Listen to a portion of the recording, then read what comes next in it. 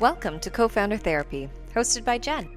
Hi, and Mika. Hi, we're friends, co-founders, and the creators behind Salud Asana. This podcast explores the real conversations behind building something meaningful together. Each episode is meant to be more than something you listen to. It's a resource to help spark honest, necessary conversations with your own co-founder.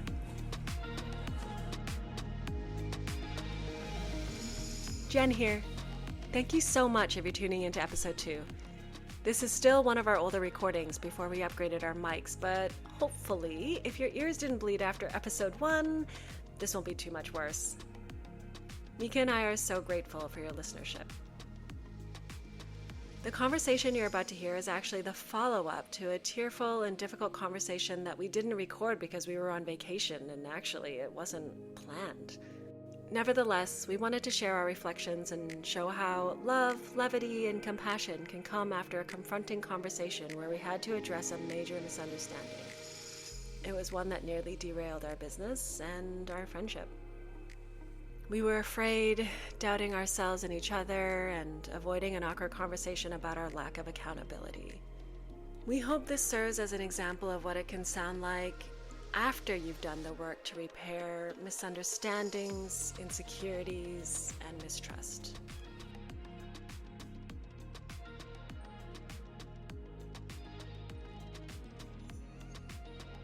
Welcome to Accountability.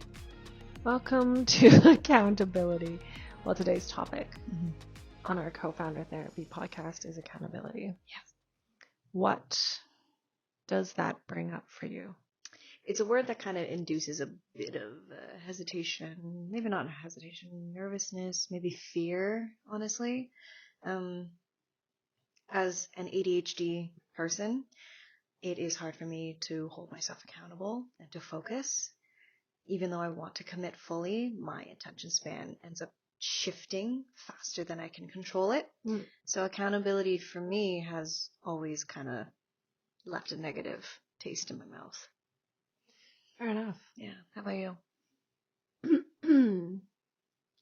I mean, I think everybody struggles a little bit with holding themselves accountable. I think for me, historically, I'm guilty of over promising and under delivering, and that can be really dangerous. Oh, same. In relationships, because it really erodes the trust that you have when someone does that repeatedly. And I think it's especially difficult, like in our situation, because we have day jobs. Yes. We have obviously personal priorities.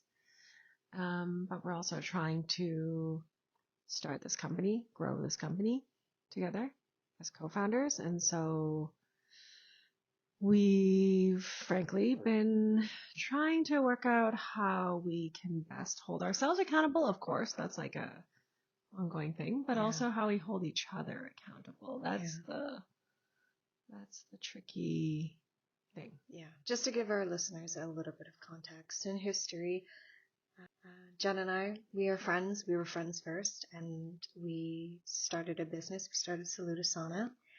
And when we started this last year, we had all the horsepower of like 1,000 horses. And we were so good at just getting things done.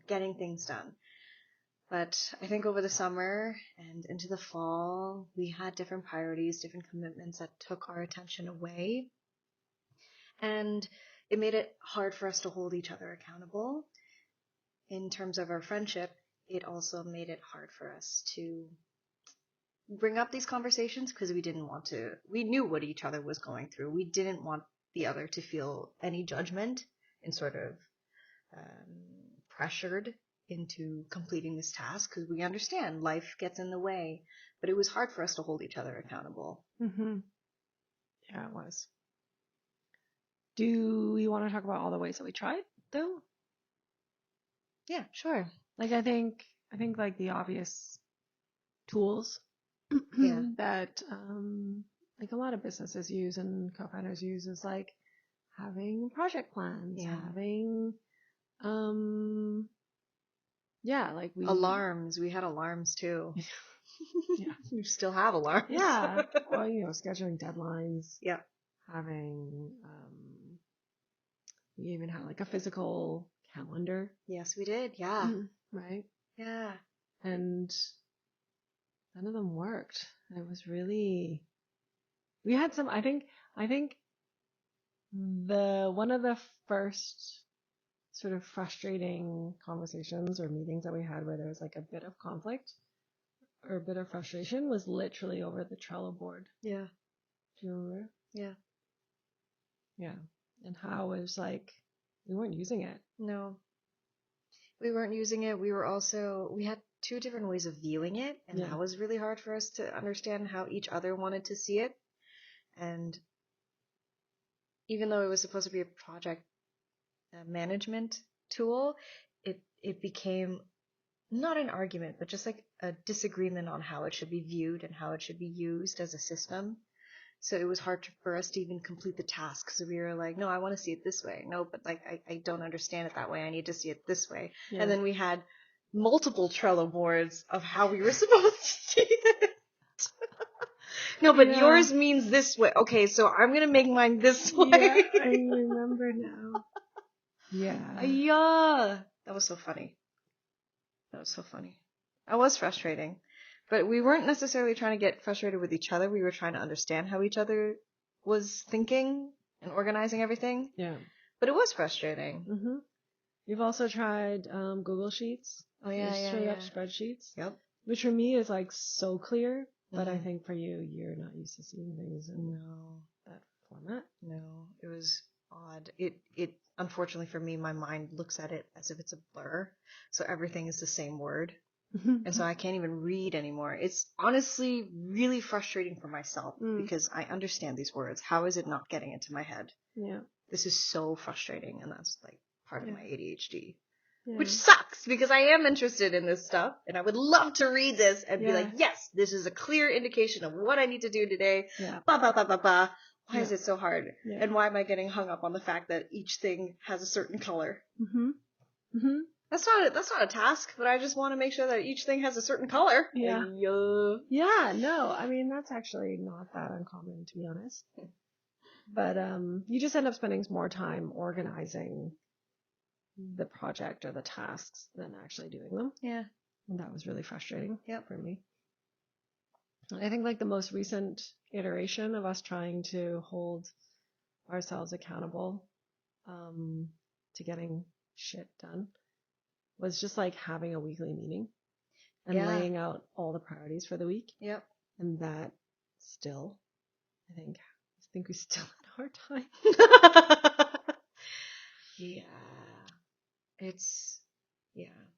Because there were so many things that we wanted to get done.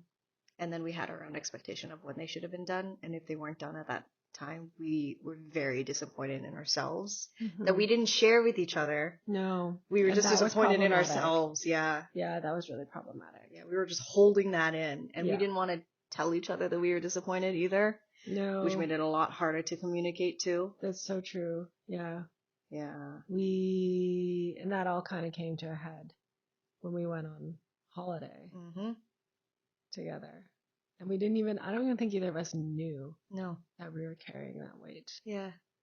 Of like weeks of not delivering. Mm-hmm. And shit. So we went on holiday. We went to Italy, which was so fun. But the months leading up to this, we were so focused on our business that we almost forgot to be friends. And it became like we were able to have these difficult conversations. We were able to hold love with each other. There wasn't any heated discussions. It was just this constant feeling of, dang it, we're not hitting the mark. Dang it, we're not hitting the mark. How do I make it so we don't hit the mark? Or I know, my friend is going through so much. How do I make this easier for her? Right? Because I know she's going through so much. And then how do I measure up to my own expectations? So we were spiraling in our own corners. We were spiraling. Yeah. But also, I think what we're forgetting is like, because neither of us were delivering on anything, the other person thought we were actually not committed anymore. Yeah. That was also a big thing too. Yeah. And we were both setting ourselves up for the inevitable, hey, I don't want to do this anymore. And we were both scared that we were going to hear that. Mm-hmm. So you just avoided that conversation. Yeah. Yeah. And then Italy came, and this was the first time we didn't plan business in our vacation, and we were left with us being friends, and we were faced with that difficult conversation of, what do you want right now? What are you working towards right now? Like, what is important to you right now? And do we want to cherish our friendship over this business? And what does that really mean? Right? And we had that difficult conversation. We were in a public space and we were crying. We're always in a public space crying. We'll always be in a public space. It's very awkward. But a lot of these, that's the thing, is like a lot of these conversations don't happen in a boardroom, right? No. They don't happen in an office. They happen at dinner, Yeah. at coffee, just at lunch, hanging out. Yeah. Yeah, exactly. When we are left with the dust of realizing that we're not on the same page. Mm-hmm. Like, we're not distracted by, oh my gosh, we have so many things to do. We're actually face to face and realizing, shoot, we're not listening. Actually, we're not talking. We're not saying what needs to be said. Mm-hmm. These discussions that we thought we were having, we're not telling the truth. We're not being honest. Yeah. And that's why we can't hold ourselves accountable, because we were not being honest. Oof. Yeah. Yeah, that was really heavy. Yeah. But that difficult conversation came with such levity afterwards. I felt so light because we were technically on the same page, just spiraling in different corners. Yeah. But we had the same fear. We had the same thoughts. We had the same commitment. We just were thinking so much of the other person that we forgot to say, hey, I am scared. I am committed, but I am scared. And we couldn't say that. Yeah, because it would mean, well, I think the fear was that it would mean the end of the company, of the business that we were trying to build. Yeah. And also, and also in some ways, like, we just associate with that to like an end to our friendship. Mm-hmm. Yeah, we were terrified of that too. We were so scared of having that conversation. Which is weird in hindsight, because it's like, why would you think that? But like in the moment, that was the fear. Yeah. Yeah. I do think, though, the reason why we had those fears is because of the past that we have lived. And so we were just terrified of repeating history again. And we value each other so much. We love each other so much. And so losing that, not the business, but losing a friend that you have really been with this entire year and growing with each other and having difficult conversations, right? It was just terrifying to bring that up, because we've never had these conversations with anybody else. Yeah. And to have this conversation with someone that you do really love was terrifying. Yeah. Which is why we avoided it.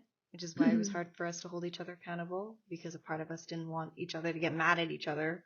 Yeah. Or pressure each other into staying into something that we thought the other person didn't want to be in. Yeah. So there was a lot of reasons why we couldn't hold each other accountable. And yes, the tools might not have worked if we were in a good headspace regardless. Totally. But there were other reasons why it was so hard for us to hold each other accountable. I mean, and that's kind of like, that's kind of the reason that we started this podcast. Yeah. Because I think when you start to mix church and state, right? Like personal and professional relationships. Yeah. Suddenly these conversations are not objective. No. Like there's a personal quality to them. Yeah. But the fact of the matter is, like, a lot of people, and a lot of women especially, I think they do start businesses with friends because there's already this like trust. Yeah. And like aligned values and interests and passions. So it happens all the time. Like you don't start businesses with complete strangers. Your business is like your baby. It's like you're parenting something. And usually people don't, have babies with strangers. It does happen. I'm I'm not saying it doesn't happen. It does I'm happen. not saying Yes. it doesn't happen, but you know. And sometimes it can turn out really great. Yep. Yeah. But you know, yeah. Just to say, like, we have a lot invested together. Yeah. And Especially being an entrepreneur, as from what I've learned this past year, it is personal. As much as we don't want to make business personal, it is personal. And we were trying so hard not to make it personal. We were trying to have that clear separation of, okay, we're going to be friends and then we're going to be business partners. But these things cross over. If you do not have trust in your friendship, you won't have trust in your business partnership.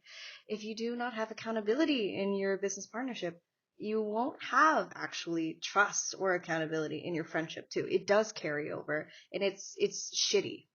It's shitty because you're trying so hard to just have a friend and have a business partner. But these things in this world, you have to just laugh at and say, you know what, they are together. it's so complicated. Yeah. I mean, I don't know. It's a work in progress. I think that's the key takeaway. Everybody likes to be held accountable in a different way, and I feel like we're still maybe trying to figure out what are the ways that we feel we can be held accountable, like that you can call me out and be like, hey, you said you were going to do this thing and you didn't do it, in a way that's still like kind. Yeah, and loving and supportive. Yeah. But the reality is, like, we're both Asian women that we grew up with very demanding parents. And it's almost like I'm not used to that kind of level of kindness or compassion. It's almost like we're used to the tough love. So it's just like, just tell me I need to fucking do it. Yeah. Just be like, yo, do it. Yeah. You need to do this. I today. definitely, especially because we've always had outside sources pressuring us to do things. Now we have outside sources encouraging us to do things, which is very different. And so we have to find the pressure within ourselves. So us finding the expectation, but the healthy expectation or the healthy pressure is something that I've definitely have battled with. Like, this is the first time I've had someone encourage me like wholeheartedly without a negative pressure attached to it. So it has been very interesting to find my own pressure without it also sounding very negative, and I'm trying to rewrite it to be encouraging instead. That's awesome. Yeah. I never really thought of it that way. I've never really thought of it as like, yeah, like I think I spent most of my adult life holding myself accountable to doing the things that were really important to me because I moved away from home when I was 17 and I just didn't have my parents kind of there breathing down my neck. I mean, I was kind of that kind of teenager as well, just because my parents worked so much. And so if I didn't hold myself accountable to like studying and get good grades and apply for university, like none of that would have happened. But yeah, but at the same time, I think at least like in the last 8 to 10 years of, being an entrepreneur and having started various companies, but the last company was with a friend and an ex-partner. Like, they didn't hold me accountable. Like, there were a lot of things that I just simply could not deliver upon, and I did overpromise. And I obviously had every good intention to like do it, but literally when you're starting a business and owning and operating a business, you have to do everything and you cannot do everything. Wow, yeah. That's something I've learned this past year, just owning my own business and realizing that I can't do everything, but I want to do everything. And then also making our business, I can't do everything, but I want to do everything. Yeah. Oh, and when you want to do it, you promise to do it because you want to. Yeah. And you have every like best intention to do it. But the fact is there's only 24 hours in the day. Though, you brought up something earlier and I didn't even really think about it. It wasn't something that I considered, but like, how nobody wants to disappoint their parents. And that's like such a, you can piss them off to no end, but if they're disappointed, you're just like, I don't think I've ever thought about like disappointing my friend. And the feelings that brings about. Fair. Like it might even be heavier Mm. in a way. Very interesting. I don't know. Very interesting. I mean, you and I I think had it takes more. It takes a lot more to disappoint a friend than to disappoint your parents. also true. Do you think? I don't know. I do think we had different upbringings and we had different choices of how to cope and different ways of surviving those upbringings. I feel like I feel like disappointing a friend feels the exact same as disappointing a parent. For me, Mm. yes, even though I know my parents haven't always been super proud of me, but my friends have always forgiven me when I didn't meet the mark or I didn't get to the point that they thought that I would. I honestly think not that it's a goal to disappoint my friends, but it's a little bit easier. It's easier to disappoint them. I didn't say that No, properly. but I mean, no. I think no, but like that's what I mean is when you said like your friends are more forgiving, Yeah. and so it takes more to disappoint them, don't you think? Yeah. And that's what I mean. Like it's almost like Does it hurt more? maybe I don't know if it hurts more. I think it's like rare, and I think the unique context of starting a business together, it creates an environment where it's more possible. Whereas Right. when you're just friends, you're just hanging out, you're having a good time, you're on a vacation. Like I think vacation for me with friends is like really the only time that you might experience friction. Fair. You know, when you're like together 24/7, you're going through the challenges and logistics of traveling and you know, just general challenges of traveling. Like obviously it's very fun as well, but like yeah, apart from traveling, what other kind of unique context with friends would you experience friction and conflict? Like I think starting a business is about as complicated and is about as like committed as you can be. That's fair. You are forced to have these conversations more frequently, whereas if you're just friends with someone, you can find ways to avoid these conversations, or at least have a longer period of time before you have them. I am blessed though that I have a person who does not like to ruminate on things that do need to be discussed. So I've had someone lovingly call me out and just be like, hey, I think we need to talk about this. Yeah. Or just immediately say, I disagree. This is what I actually feel. And to have someone lovingly do that and have that disagreement without feeling like, oh no, we're never going to be friends again, has made it a lot easier for me to have these conversations and to, come in with an open heart and know that it's going to be okay. That's really cool. I think that's really rare. Yeah. You're right. It is really rare. Yeah. But it would be different. It would be different. It does hurt more. Because this person knows you for you and wants the best for you. And then to disappoint them hurts. Yeah. Let's just take a breath. What we've done this year so far has been amazing, honestly. And we've navigated such emotionally traumatic events. Yeah. So yeah, it was hard for us to hold each other accountable. I want to say that going forward we'll be able to do this a lot better, even if we tried the project managers, tried the project boards. I don't know exactly what it is that'll get us in our groove, but I know that we're creative. I know that we like to try things. The question at hand is how would you like to be held accountable by me? What would actually help you deliver on your promises? That's a really good question. Let me think about this. Do you have an answer already?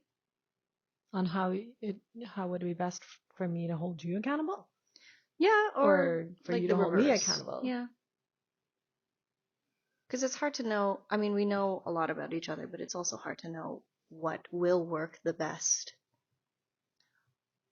I mean, I think what we have not tried is just straight up calling each other out. Yeah. Why do you think so? In like in a like a loving way. Just like acknowledging, oh, you said you were gonna do this by the end of this week and you haven't. Mm-hmm. And that's not how I'm saying it. It's not necessarily like the kindest way, but it's just simply objectively and as, you know, unemotionally as possible to just be like,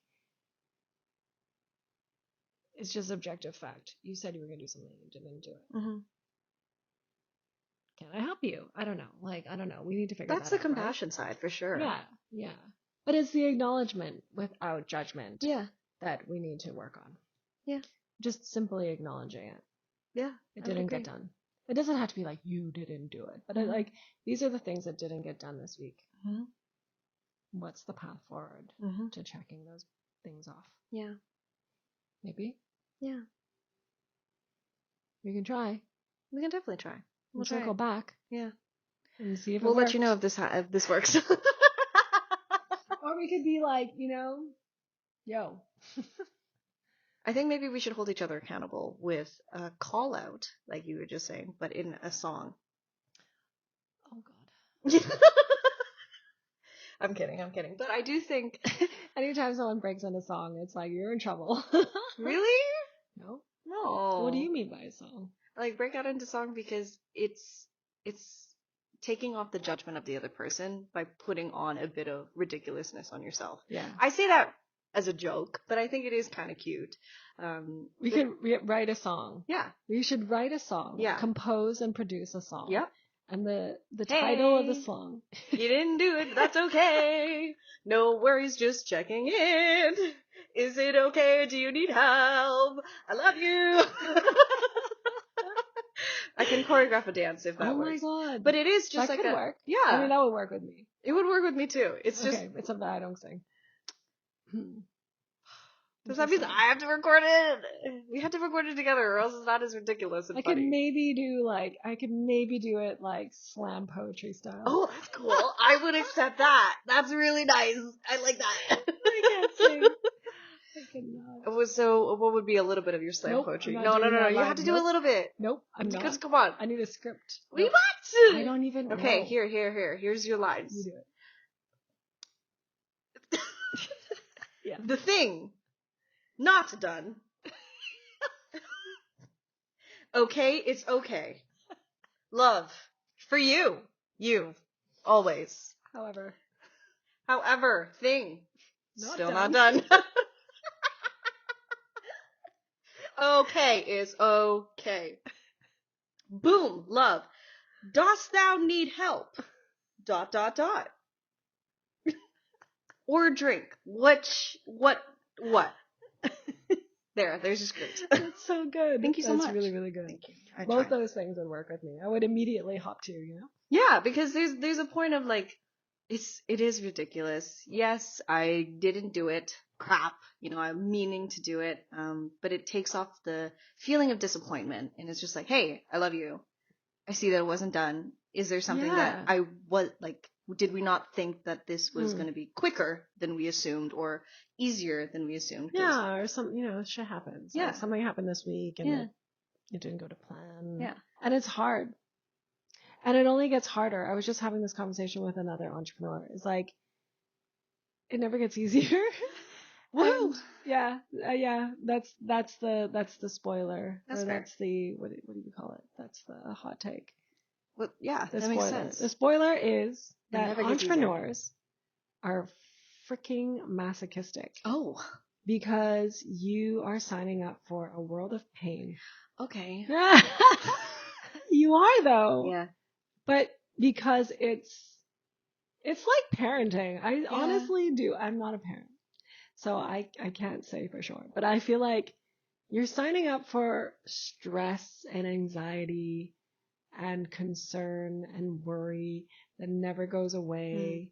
And especially once you start hiring people and you bring on a team of people that are committed and care about your vision, and everybody's working to achieve, like help you achieve and attain that vision.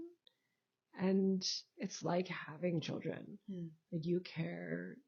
I mean, I feel like if you're a good, entrepreneur or a good manager, a good boss, or a good leader, you take on the responsibility of like nurturing those people. And it just all becomes, the responsibility becomes bigger. It becomes bigger and bigger. It's something to take into consideration for people who aspire to be entrepreneurs, because like it's definitely not as glamorous as it seems. And like, yeah, for me, this is like maybe I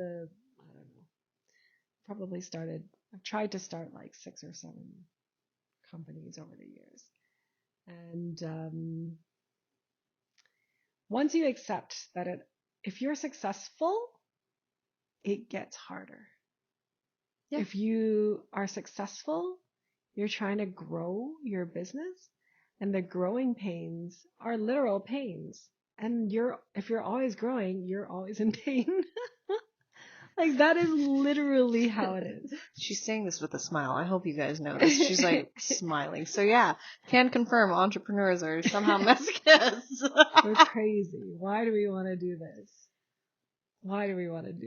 That's a question you should ask yourself. Why do you want to do this? Because it's in my soul. Like, I have to do it. We're not getting paid shit right now. Yeah. We're not making money. Yeah. But we're still doing it. Yeah. Why? Why are you doing it? Because I genuinely think life is worth more than just making money. It's actually about living, and Saludasana is about escaping. Yes, you have to pay to go on the retreat, but it's about actually giving yourself time to rest and live life the way you want it to, and then redefine what you want to do with your life. That's why I like Saludasana. It gave me a new sense of what life could actually be. Well, and also, like, I think what you're forgetting is, like, even, like, your day job as a personal trainer, it's about providing a service to a community.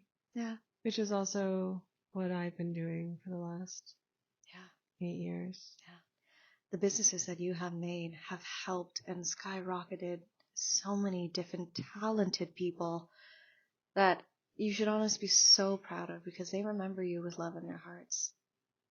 I had the privilege of being able to go to some of the pop-up events and actual restaurants that you had helped for these startup people, and now they have restaurants. I'm not explaining it properly, but essentially the people who have started in your kitchen. That's incredible. And they remember you. They remember you. And they don't remember you in a negative turn at all. They remember you with love. They're so excited that you're there, still supporting them. I think that's amazing. That speaks volumes as to who you are as a person and why you keep making businesses to help other people. Yes, I'm a personal trainer. Yes, I do one-on-one personal training, but you have kickstarted people's lives.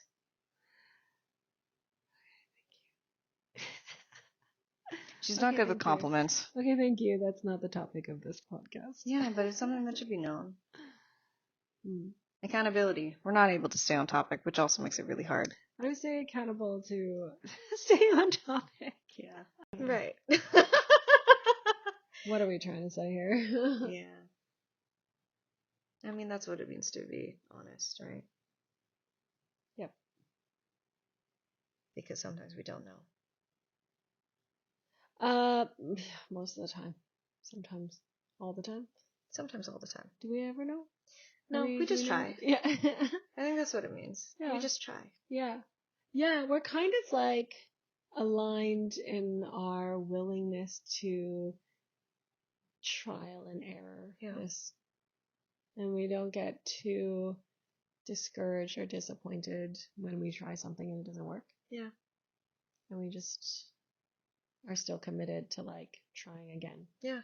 On to the next. Mm-hmm. That was fun. Learned a lot.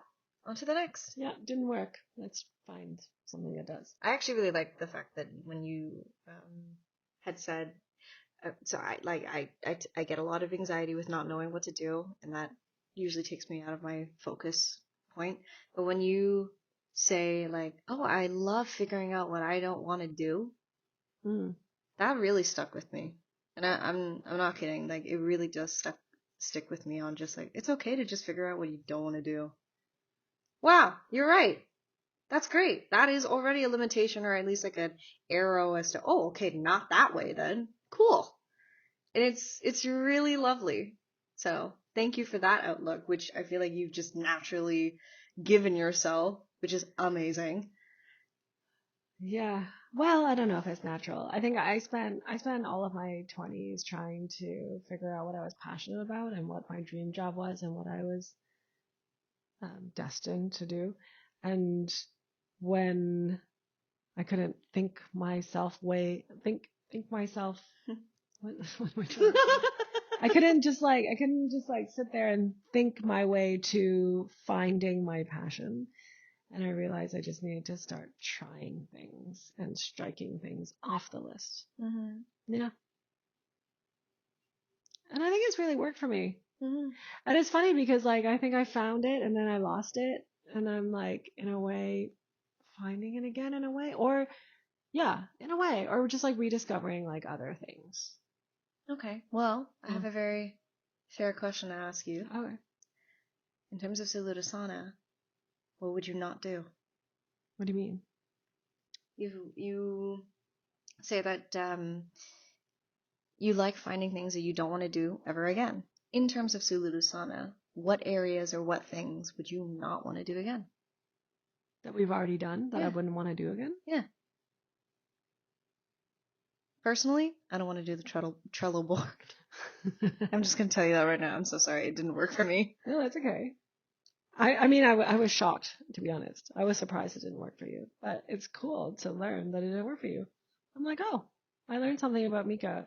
Because I thought it was so visual and that it was good. And, check marky. I mean, I think also, did I show you how to use Asana?